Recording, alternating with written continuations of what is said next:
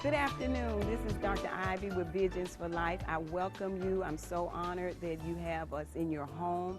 I hope that you had a good Sunday, and I would like for you to stop right now and contact everybody that you know by whatever means you do to contact them, and let them know that Visions for Life is on. We're excited about being with you. This is our 4th month, and we're in our spring. We made it through the winter. Yay! That was kind of a harsh winter for us in the Mississippi Delta, but we did make it, and believe everybody was safe throughout the Delta area.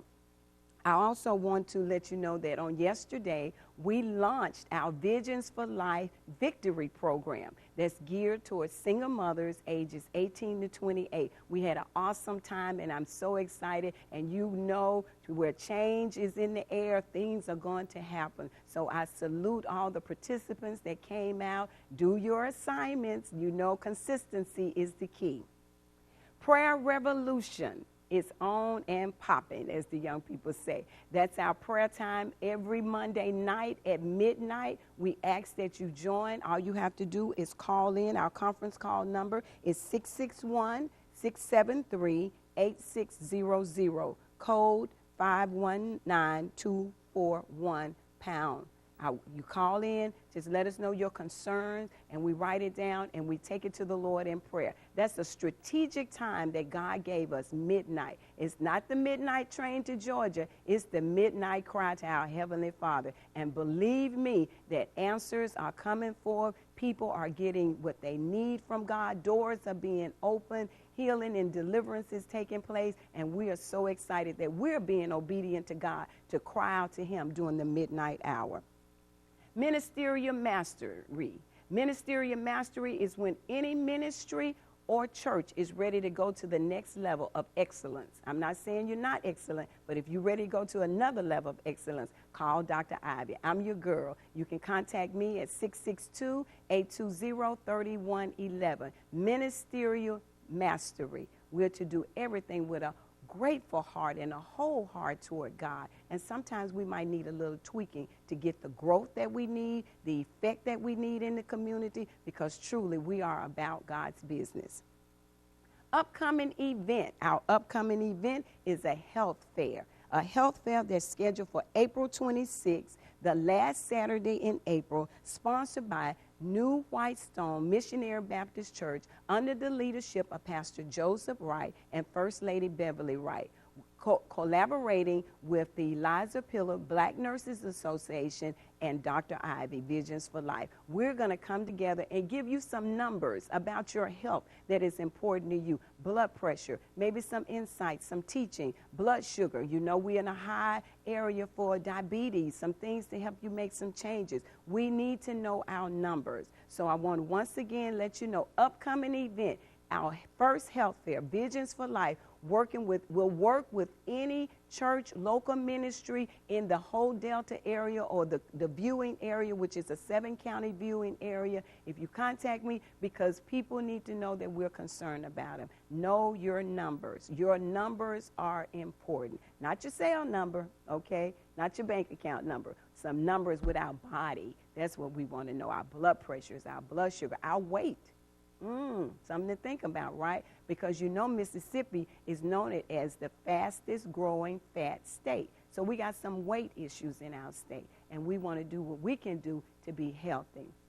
I'm so excited to have with us today an honorable man that has come all the way from the state of Georgia to fulfill a mandate from the Heavenly Father, and it is in the form of higher education. I welcome Dr. William Bynum, Jr. Yay! I'm going to shake your hand again. All Thanks, right. Dr. Ivy. Just want to tell you a little bit about him. I asked him, what do you want me to say? Because I want to encourage you to go to the website, Mississippi Valley State University's website, President's Office, and look at his vita, his journey, his history, all the things that this man has done, and we are just so honored that God sent him to the Mississippi Delta to help Mississippi Valley State University, where my family, we're 3 generations strong over there. A total of 16 degrees came from Mississippi Valley State from my family, and so we are excited to have him here. He is the husband of Mrs. Deborah Bynum. Welcome, Mrs. Bynum. We need to do lunch. And the father of 6 children. 6 is the number of man. So he has been fruitful and he has multiplied. And we thank God that his seed would do great things, that he set a standard in his family, that his seed would do great, great things. And on that note, he came October 11, 2013 to do some administrative thing, but officially was put in place November 6th. So once again, I'm going to do my happy because I am happy. Dr. William Bynum. Yay! And we just thank you for coming, your travel, finding your way to Greenville, Mississippi today. And the purpose of our visit, just like I told you earlier, wants you to have a platform to share your vision, because I was so impressed and just blessed in my heart when I read the vision and to the reconstruction that is needed for our college. And Valley State has done a lot of good in the area for years. I can remember when I had to do my thesis, and my thesis was in healthcare, and I went around to the different medical facilities on the campus, took pictures of them, presented it, and all of that. So I know the history of Mississippi Valley State University, which the purpose of it was put there for what? Black people to get to be educated to teach their own. And now we've grown, we got some stability, we got some deep roots, but it's time to do some what? Tweaking on the vine to move it forward for further growth. Is that correct? You're absolutely correct. Okay. Absolutely correct. Well, indeed. You have the platform. Share what you want to share. Gotcha. Well, first thing, Dr. Ivy, I always share whenever I'm speaking to any audience. I think it's important to connect with the audience and let them know who you are as a person. And so I use what I call the 3 Fs. Right. The 3 Fs. And that for those folks is faith, family, and the future. Yes. And so faith for me, of course, I make it clear that I'm a God-loving, God-fearing man. All right. I refuse to check God at the gate. Simply, he's going to come with me no matter where I'm at, no matter what the situation is going to be, because, again, I believe in him that much. Yes. I have a wake up. I tell people I wake up every day with my own personal song. And it's not a song that's personal to me, but it's a song that we all learned early in Sunday school. And that song is This Little Light of Mine. Come on now. I'm going to let it shine. Let it shine, let it shine, let it shine. Yes, and so that's my personal daily motto, because I want, again, the way, whatever I do, the way I talk, the way I speak, the way I carry myself, the things that I do, the decisions that I make, I want that to emanate God. Yes. Because I know that it's because of his grace and his mercy that I get to sit here before you with you today as the 7th president of Mississippi Valley State University. The 7th? The 7th. And I'm a and kind of you know number. What that means. Yes.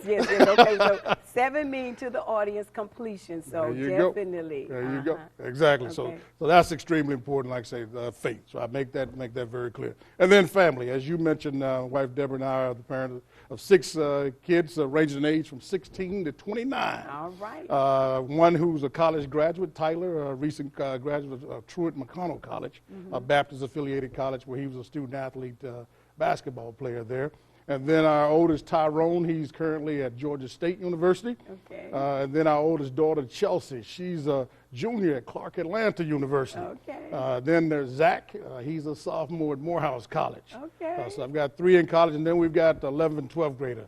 Jordan, who's in the 12th, and Jazz in the 11th in the Atlanta public school system. So again, as you can see, 6, I tell people, as you can see, with 6 kids, I need a job, Dr. I need to keep working. So that's extremely important. But they're great kids, and again, really enjoy being a father. Amen. So family is extremely important to me. My mother, Christine Smith, my parents, unfortunately, separated when I was in kindergarten. Okay. And so my mom raised 8 of us, 5 girls and 3 boys by herself there in the projects of Rocky Mount, North Carolina. And she did an awesome job, obviously, in terms of showing us faith and, again, how to use education to increase your own personal fortunes and finances. So that was very important for us. And then, like I say, the final F is the future. Okay. The future is indeed higher education. Yes. That is extremely important. I tell folks, we just got some recent data. It's clear. people who have a college degree, earn during their lifetime $1 million more than those with a high school diploma on average. Yes. And so again, I tell people, I'm not trying to say everybody needs a college degree, Right. but again, in this day and age, that's extremely important. Yes. $1 million more over the course of a lifetime with the college degree. That's a significant difference. And then also we know that today employers, because of the limited number of jobs, they're using a college degree the way they used to use a high school diploma. Exactly. As simply an entry-level requirement because they're taking an opportunity to get a more educated workforce. Right. Not that the job necessarily requires a college degree, but they're taking advantage of, again, the shortage, the small number of jobs and the high availability of people who are needing jobs. Right. So education is extremely important to me, and I tell folks I have 2 favorite days. Those 2 favorite days for me are, and I tell they're more favorite than my own birthday, more favorite than my anniversary, to my wife's dismay. And those 2 favorite days are commencement, graduation, and the first day of new student orientation. Yes. Graduation, because graduation is beautiful. I mean, that's when you get the pomp and circumstance. Yes. You get the colors, you get all of the robes, you get all of it. And what it reminds me, though, especially at a historically black college or university, Dr. Ivy, is the fact that, see, with an HBCU, we come deep. Come on now. All right? Come on. We come deep. We're not just, it's not just the main nuclear family. It's everybody. Right. You know, we bring mama them, daddy them, grandma them, auntie, uncle them. Wheelchair. Thank you. We come deep. So we come deep. Exactly. And it's just beautiful. I mean, it's just beautiful. I mean, to see all of the colors, the pump, and all the folks. Yes. And you say, what's going on? You know, it's only 400 or 500 graduates, but we got 10,000 people. That's right. Here gathered, That's to it. see that one student go across the stage. And so what's so beautiful about that, Dr. Because it reminds me that when that one student, it's not just about that one student. That's right. It's not just about that, because when that one student goes across, all of a sudden, little brother and little sister, their aspirations increase. The cousins, the aunt, everybody, again, gets excited about that and say, you know what, if he or she can do it, come on now. I can do it too. Right. And so that's the beauty of understanding that I get to play a part in the fact that it's bigger than that one student. That's right. It's really about the community and what that student is going to do for his own family and again, for the community. So it's a beautiful, beautiful day commencement. I just want to say on that, when that one student walks across the stage, guess what? Everybody had a hand in there. Thank you. Because when that student came home for the weekend, he needs this, he needs that. You know, when he left going to college or she left, we already know the financial situation prior to them leaving. But the very fact that they went and now they are doing some things and moving forward and need extra money. So everybody's pooling that money together to get that student what he needs. Everybody, a long time ago, was the hot place, going to the grocery store. Going to the grocery store to get them what they need so they wouldn't be hungry on campus. You said the key word. It's deep in us how we've helped and moved forward, and education has been a key. And I believe, God, for it to still be a key and it not be devalued with everything that's going on that our society seem to be having instant gratification. It is a price to pay. I actually teach at a college in Memphis. All right. I'm a professor of nursing. So I deal with students every day with not willing to make the sacrifice. They don't want to read anymore, Dr. Bynum. You're right. You're absolutely right. As basic principle of reading or skill of reading, they don't want to take the time to read. If it's not on the iPad, if they can't find it in their phone, they do not want to sit and read. And I know for nursing, but I know it is across the board. It's different information. It's no clip notes. You got to sit down and do what you need to do. So, so I'm just, you said that now. New student orientation? New student orientation. Okay. New student orientation is because what you get to see, Dr. Ivy, I get to wake up each and every day knowing that the good Lord put me on this earth to do exactly what I'm doing. Right. I know without a doubt I'm fulfilling my calling, my purpose in life, to work with young people and their families who are seeking a higher education. Yes. And so it's an awesome thing to do. So new student orientation, the first day of new student orientation. If you've ever looked in the eyes of a freshman, wow, I'm trying to tell you, Doc, and I get to do that every year. Yes. Look in the eyes, and what you see is, Doc, you see those big old eyes, man. I mean, they're wide open. You see the excitement. They're saying, wow, I made it. Come on now. I made it. I made it. I did what I needed to do in high school, and here I am. I've made it to a college campus, and you see the hopes, you see the dreams, you see the aspirations in those students' eyes, and I say, wow, I get to play a part in that, again, and helping that student fulfill their dreams and their hopes. And then you look at mom and dad, and again, that big old smile, that, wow, I got my baby here. I got my baby here, and again, they're just so happy that, again, that major life, because a lot of our kids, of course, at Mississippi Valley are first-generation college students.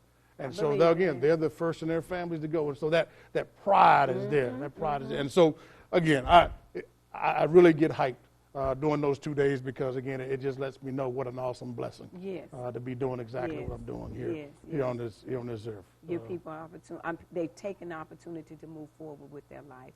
That's awesome, because that's part of what Visions for Life is about. Our purpose is to encourage people to take what you have, make a decision. Change is doing. You make the decision, but then you put some action behind it so you can move forward. Health-wise, educational-wise, what am I saying? Financially, spiritually, you have to make a decision. Let's talk about your vision. Your vision that's on. I want to encourage you, go to Mississippi Valley State University website and read his background information, but read the vision. It just spoke volumes to me when I read it, and I wanted to have you here, and I'm once again honored. So let's talk about your vision. Gotcha. Well, the vision, again, for what we have is what we're calling 6 powerful words, actually 4 words, because one of them is repeated 3 times. Right. But that one goal, one team, one valley. Yes. And when I came here, I'll back up a little bit, Dr. David. This is being here in Mississippi, being here at Mississippi Valley State, as I said before, is an awesome blessing. I know without a doubt. Now, I've been involved in the church all my life in terms of, and I know I've been blessed all of my life. And I'd always, whenever I heard the preachers talk about the covering of God. Come on. And so I knew, I know what they were talking about, but I was like, okay, what exactly are they meaning when they're saying the covering of God? Again, like I said, I knew about the blessings, but then I finally, for the first time, then again, I shouldn't say for the first, but I know without a doubt, I've got the covering of God with this position. Yes. Doc, it is